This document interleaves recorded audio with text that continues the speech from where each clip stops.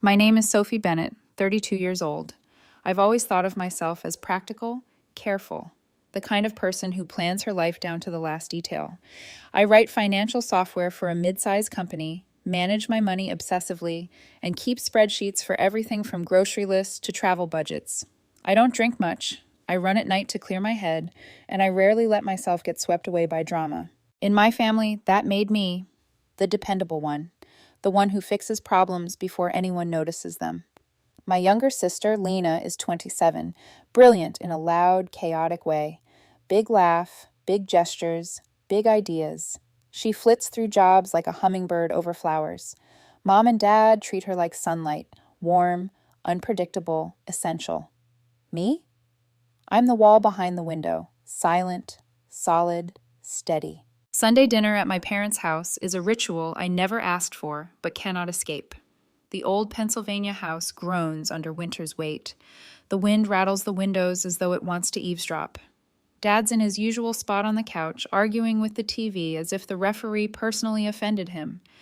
Lena leans against the kitchen island, phone in hand, scrolling like she's balancing the universe. Mom hugs me, smells like rosemary and soft detergent, and the table already holds its feast. Meatballs, garlic bread, mashed potatoes that look like they've been stirred one too many times. I sit with my salad, the perennial adult in a house full of chaos. Halfway through my second forkful, Mom clears her throat. She folds her napkin deliberately, the way she does before delivering news designed to pierce the quiet. "Your sister deserves your bonus," she says. "She's struggling." The fork freezes midair. I glance at Dad. He doesn't look up. Lena leans forward, voice soft, practiced. "It's just until next month, Sophie. My apartment needs an extra deposit." My chest tightens. That sensation, the one that's hit me hundreds of times before, when obligation and resentment collide. My eyes drift to a photo on the wall, 3 of us at the beach. Dad sunburned, Lena holding a kite, me in a hat that didn't fit, 12 years old, trying to be sensible, useful, always the helper. I can't, I finally say. Just that, a single, clean word. The silence afterward is sharp, brittle. Mom's lips press together. Dad finally looks over, eyebrows raised, silent judgment in his eyes. "You don't say no," Mom murmurs. "Not in this family." I remember all the times I said yes. The nights I worked a grocery store to buy Lena a graphing calculator because hers got lost. The college semesters I skipped spring break to wire rent when Dad's consulting check got delayed, covering extra fees when Lena switched majors for the 3rd time. Always temporary. Always urgent. Always me. And now, a bonus I earned myself, my reward for catching a fraud ring at work, for keeping my job when half the office panicked, is suddenly a bargaining chip. Mom leans in. 11,000. You have it. She needs it. Family helps family. I stare at the red sauce on my plate. My fingers tighten around the fork. The air feels thin, angled, like the house itself is leaning in to watch me fail. I think of the Portugal account I've been building for years. A joke. A tab in my mind labeled someday. A place of escape. A place for me. And yet, right here, it feels like they want to rent my life for the cost of a deposit. "Sophie," Lena begins, but I cut her off. I can't. It's not mine to give." Her eyes flash, the kind of quick practice guilt I've known since childhood. Mom exhales sharply. "God didn't give you more to hoard, Sophie. That's why some are blessed, to help others." Something bitter crawls up my throat. God didn't sign her lease. Lena's voice softens, nearly sweet. "I'm trying, okay? I had 2 interviews this week." I shake my head. "You left one halfway through to take a call, and the other? You asked for remote from day 1. That's normal now." She snaps. "You're ancient enough to be dramatic, Sophie." Dad mutters from the couch, louder than necessary. "We did a lot for you. Remember who co-signed your first car?" I feel the old guilt rising, the familiar trap of duty versus desire. But this time, something inside me resists. This time, I feel the faint spark of clarity amidst the tension. Monday morning, my phone is flooded. Messages from Mom. "We'll need the transfer by Friday." Lena, "Can you send it in chunks? 3K, 3K, 5K. Calendar invite titled, "Security Deposit." Family pops up. I don't accept it. I don't even reply. I start reviewing the transfers I've already made over the years. Car repairs, rent, utilities, interview suits. Line by line, evidence of my generosity, my invisible labor, and yet here they are, demanding more. Clarity creeps in like dawn over winter fields. I realize paying now doesn't prove love, refusing doesn't prove cruelty, but surrendering without choice, that's a life stolen, one transaction at a time. That night, I sit at my apartment, lights low, the hum of the fridge steady beneath my thoughts. My Portugal account stares back at me like a window into a life I've postponed for others. For the first time in years, I consider not answering the call to rescue. For the first time, I come first. The tension is thick, almost tactile, the storm gathering silently around Sunday dinners, phone texts, and family expectations. Somewhere inside, I know that tomorrow will demand more than silence. It will demand confrontation. But tonight, I sit quietly, tasting the rare flavor of my own decision. Monday morning arrives with an avalanche of notifications. My phone vibrates like it's alive, a relentless reminder of the family I've tried to serve for decades. Messages from Mom. We need the transfer by Friday. Lena. Can you split it in chunks? 3K, 3K, 5K. Even Dad weighs in, his texts curt but heavy. Be a good daughter. I stare at the screen, hands frozen over the keyboard. Being good has never been simple in my family. It has always meant sacrificing myself quietly so others can stay afloat. My fingers hover over the reply button, but I don't respond. Silence, for once, becomes my weapon. I pull up my financial records, every transaction from the last 3 years. Car repairs for Lena's impulsive purchases, rent deposits, utilities when Dad's card glitched, interview suits for job fairs. Line after line, evidence of my invisible labor. The numbers sting more than any words they could type. And now they want more, as if the past never existed. By mid-morning, the texts have multiplied. Lena's selfies arrive, wide-eyed, eyes glistening, lighting suspiciously tear-adjacent. Why do you hate me? She asks. I flip the phone face down. I don't. I hate exhaustion, obligation, the weight of everyone else's choices being foisted onto me. I start making coffee, letting the steam and warmth ground me. My apartment is quiet, the hum of the fridge the only witness to the storm. I open my Portugal brokerage tab, the one I've been funding for years. A small, silent rebellion grows in me. This is mine, not theirs. By lunchtime, Aunt Vera joins the fray, offering mediation. Cousin Jade sends a sly suggestion. Do half now, half later. Dad texts. Take a loan against your bonus if necessary. The implied guilt is suffocating. I feel the old familiar trap closing, the one that has always forced me to choose between my happiness and my family's satisfaction. I glance at the clock. 3:06 p.m. Another screenshot from Lena. Her building portal, large red letters declaring pending. Her home, her need, her crisis. My pulse quickens, but clarity, that faint spark, is still there. This is not a test of love. It's a test of obedience. Evening falls, and with it comes the second family dinner. I almost don't go. Mom calls with that tone, a subtle blend of command and threat. Come, we need to settle this like adults. I gather my documents, spreadsheets, statements, screenshots, not for drama, for precision. The house is warmer than the winter outside, but tension hangs like a chandelier over the table. Dad stands by the window, silent, expectant. Lena sits across from me, phone in hand, her boyfriend Tom next to her, once a friend, now her silent enforcer. Mom gestures to the chairs. Let's sit. I place my folder on the table, spine straight. Ground rules, I begin. No shouting, no scripture, no threats, just facts. Dad scoffs. Who do you think you are, a judge? I'm someone who's earned enough to ask for silence, I reply. The words tremble slightly, not with fear, but with years of pent-up weight. Lena rolls her eyes. This is creepy, Sophie. I slide out the first sheet, a table of transfers over the last 3 years totaling $19,430 to Lena, plus $3,600 in utilities and shared bills. Mom opens her mouth to interrupt. I lift my hand. Second sheet, I continue. A printout from Lena's building. Not eviction, not final notice, Just an increase in deposit due to 2 late payments. Lena blinks. Also, the pet. Yes, $500, non-refundable, plus $30 per month, I say, steady. New math. Still less than 11,000. Tom clears his throat. You don't know their flexibility. I lean forward.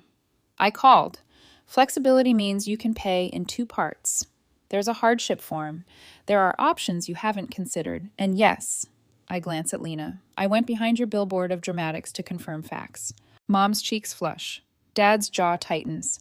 Lena's phone hovers in her hand like a weapon, but I don't flinch. Option 1, I say, you call the office and negotiate. Option 2, you sell the designer couch. Option 3, you move to a smaller place. Option 4, I look at Tom.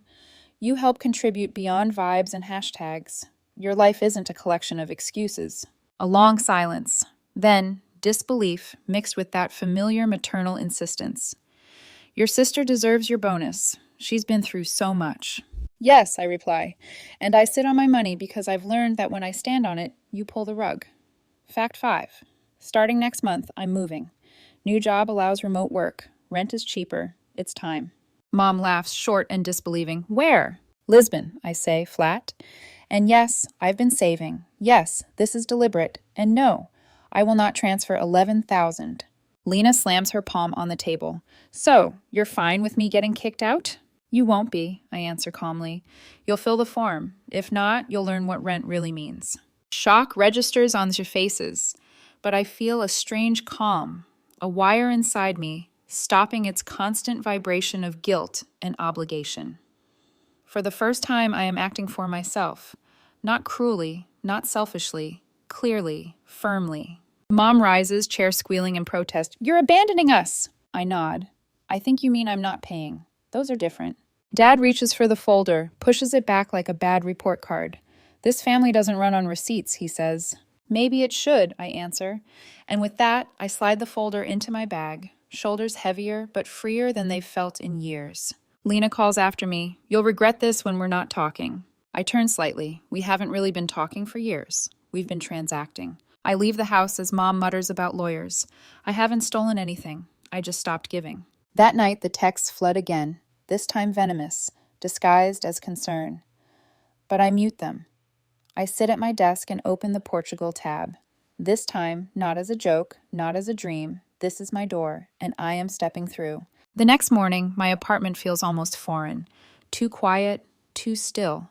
For years, I had been the fixer, the financial firefighter, the invisible safety net. Today, I am none of those. Today, I am Sophie. I start with the obvious. Control. Every card frozen. Every family shared account disabled. Apple Pay off every device. Passwords changed. 2-factor authentication set. No one can call. No one can cry. No one can manipulate me through habit and obligation. I list everything I can sell. My couch, bike, espresso machine, even my second monitor. Each item carries years of small victories and quiet frustrations. Cash only. Pick up tonight or tomorrow morning. By noon, strangers are carrying away my life in boxes, and I feel lighter. Not triumphant, not heroic, just untangled. I pull out a folder labeled Move, meticulously prepared 6 months ago in a burst of late-night planning. Lease agreements, visa forms, health documents, travel notes, all stacked neatly like a promise to myself. I book a one-way flight. I message my manager. Formal note tomorrow. I'm going remote abroad, keeping my hours. He replies with a thumbs up and a sardine gif. Portugal is sardines, right? I laugh softly for the first time in months. As night falls, I sit cross-legged on the bare floor, coffee in hand, staring at the glow of my laptop. I draft a letter, not to Mom, not to Lena, not to Dad, but to my 22-year-old self who worked nights thinking love could be earned with transfers. You did your best. You were generous. Being used is not generosity. You are allowed to leave. By 11:43 p.m., the texts arrive. A volley of fury and guilt. 19 messages, then 50, then 92. They range from veiled threats to emotional blackmail. Aunt Vera, you'll never find a partner with that heart.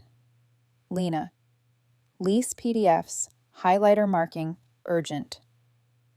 Tom. Thumbs down emojis like a silent jury. I type one line, don't text again. I place my phone on Do Not Disturb and focus on the Portugal account, the one place I've invested in myself, my someday. For once, the horizon isn't just a dream, it's a plan. I wake at 4 a.m., insomnia replaced by determination. Toast on a pan. Suitcase packed with clothes I actually wear. Polaroids, passport, security key, folder. I unplug the fridge. Every tiny act, a declaration.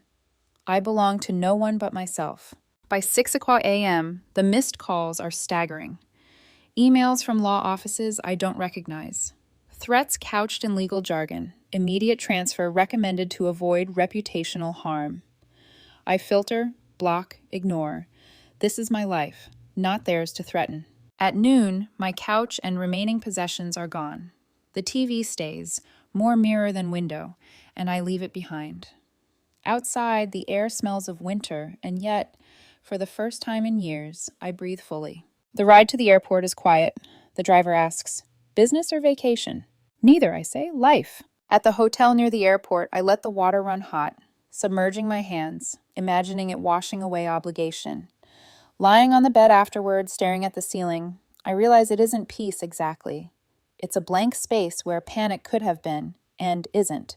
By 2:00 a.m., my manager's email confirms, remote work approved from Lisbon. Bullet points about time zones, communication, boundaries. The universe has folded around the life I've been building quietly, meticulously, in the shadows of guilt. At 5 a.m., I check in for my flight. I take a photo of my empty keyring and send it to myself. Room for new. Small, deliberate gestures of freedom. The plane lifts, and below me, the city looks tinfoil thin, flattened, small. I don't cry. My eyes sting, then clear. Somewhere over the ocean, I open my laptop and draft a budget that starts and ends with me. Rent I can afford, groceries I actually want, sardines for the manager's joke, a line called yes for moments of joy. Landing feels like stepping into another life. The air smells of coffee and salt. The metro ride with a small suitcase and a bigger exhale becomes a ritual of reclamation. At the short-term rental, the host hands me keys on a tiny tile rooster. Welcome, she says. Thank you, I reply, and mean it. I put my folder on this table, open my laptop, and send one email to Mom and Dad. I will not be sending money now or in the future. I am available for non-financial conversations after we have all cooled off. If you or Lena want help filling out forms, I can do that over video. Threats, group sermons, or lawyers will be blocked. I love you from a distance that keeps me safe. Then I step outside. The street is narrow, bright. Someone, somewhere, laughs. Not at me, just laughs. I buy a pastel de nata and lean against a sun-warmed wall. Ordinary, kind, fleeting, and entirely mine. That night, in the quiet Lisbon apartment, I sleep 3 hours, wake to the sound of the city breathing. Mornings become runs along the river, afternoons focused work sessions, evenings quiet reading or tram rides, just for the sound. The old family messages continue trickling in. Mom's paragraphs about forgiveness without the word sorry, Dad forwarding articles silently, Lena sending a photo of a smaller apartment with a question mark. I respond once. Proud of you. Need help with the form. 20 minutes on a call. No money exchanged. Lena cries at the end, not for payment, but for connection. I walk past a shop window some days, catching my reflection. Same face, different posture, less braced. I am finally Sophie, unshadowed, unbent, untethered. Boundaries are no longer walls. They are doors you lock at night so you can sleep. I've learned the truth. I am not a bank. I am a person. Love is not a direct debit. Family is not a subscription. And the last words, whispered to no one but myself, feel more powerful than any sermon. Your sister deserves your bonus. My answer is still no. Lisbon smells like possibility. Salt, espresso, and the faint tang of the ocean mingle with the hum of tram wheels and distant laughter. My apartment is small, sunlit, and completely mine. No family obligations, no whispered judgments, no sudden phone alerts pulling me back into their world. just Sophie. Morning runs along the river become rituals of reclamation, feet hitting the pavement, lungs filling with the cool Atlantic breeze. I feel the tight coil of anxiety inside me slowly unwind. Each step, a reminder. I belong to myself first. I smile at strangers, unguarded, for the first time in years. Work follows, structured yet liberating. Remote life forces new boundaries, not because I'm defying someone, but because I'm choosing focus. Emails are answered on my schedule. Meetings attended from the sunlit corner of my apartment rather than the tension-filled cubicle I once called home. There is power in control. There is peace in routine that serves me, not others. Yet, shadows of the old life linger. Notifications from old numbers continue, mostly silenced by filters. Every once in a while, a message pierces through. A group chat notification, a tagged photo, a subtle attempt to draw me back. Aunt Vera's, "You'll regret this heartlessness." Lena's new apartment selfies. Dad forwarding articles about filial duty. Each one feels like a ripple across still water. I respond minimally, if at all. Boundaries, I remind myself, are meant to hold. One evening, I walk along Alfama's cobbled streets. Tram bells ring. Fado music drifts from an open doorway. I stop at a cafe, order a coffee, watch the city breathe. My phone buzzes with a text from a number I don't recognize. Are you safe? Things are escalating. My heart skips.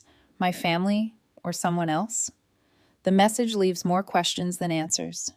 I tuck the phone away and sip slowly, savoring control I hadn't known I could have. Friendships form gradually.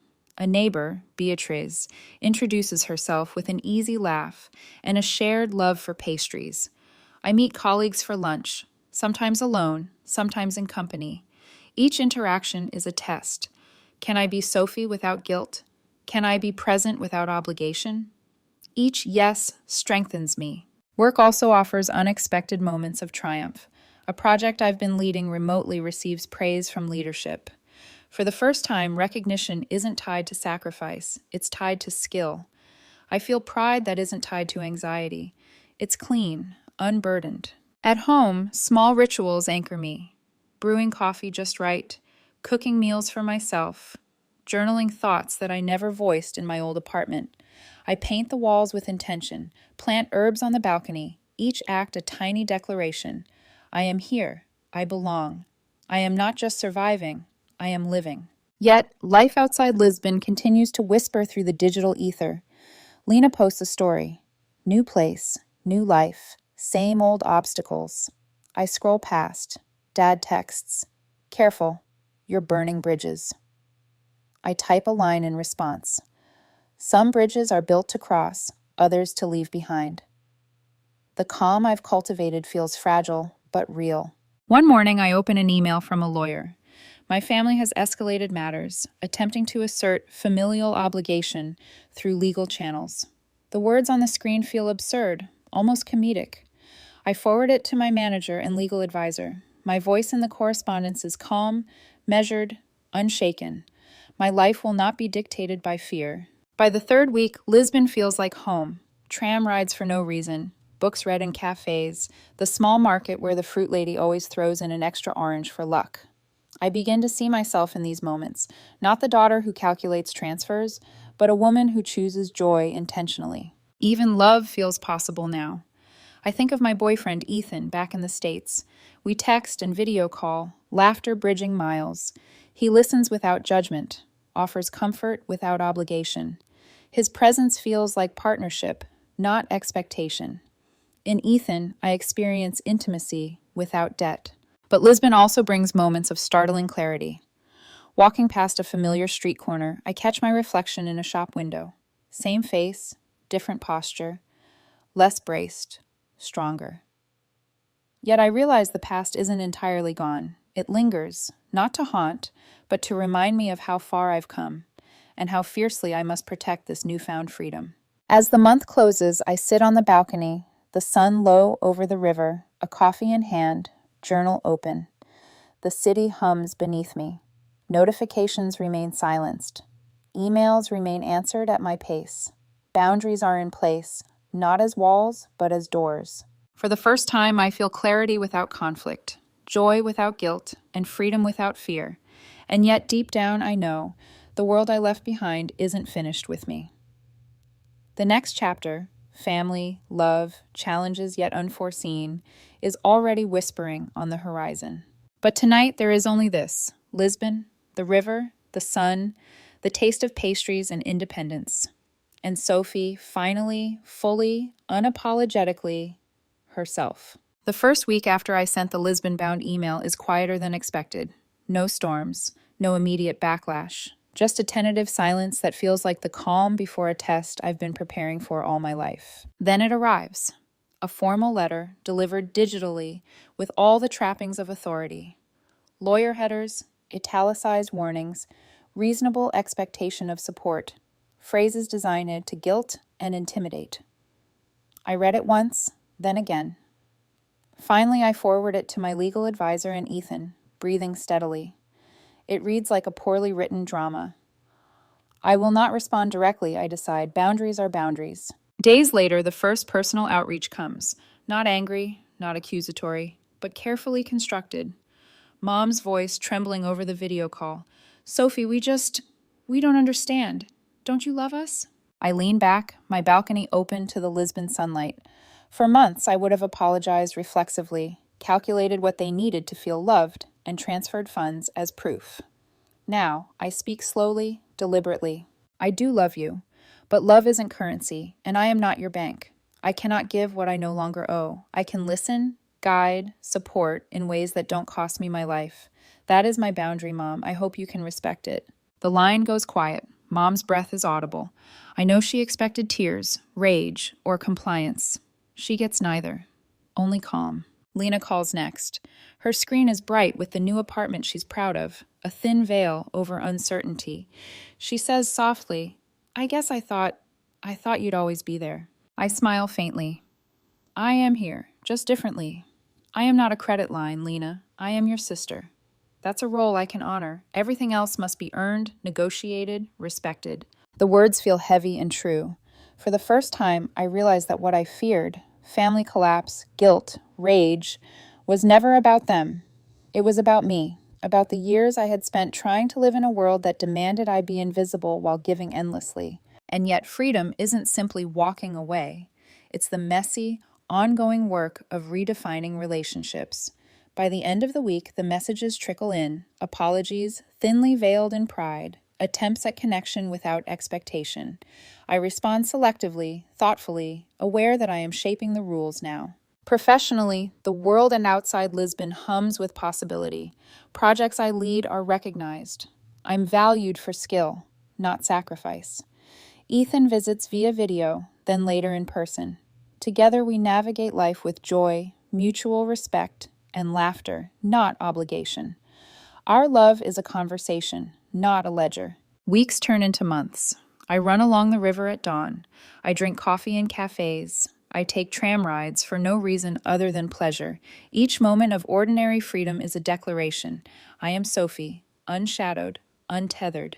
One evening, as the sun sets over the river, I receive a short, unexpected message from Lena. Thanks for helping with the form. We did it. I cried after, not for money, for you being there differently. I feel a swell of quiet pride, connection without codependency, love without payment, family without surrender. That night, I stand on the balcony, the city's lights glittering like distant promises. I breathe, deeply, fully. The past whispers faintly in the wind, but I am anchored in the present. I have learned, boundaries aren't rejection, they are self-respect. Independence isn't abandonment. It's survival, clarity, joy. And the thought settles in me like a warm tide. I am enough. I am free. I am finally living life on my terms. Lisbon hums below, alive and welcoming. I take a bite of pastel de nata, sip my coffee, and smile. Ordinary, kind, entirely mine. I am Sophie, and my answer remains unchanged. No.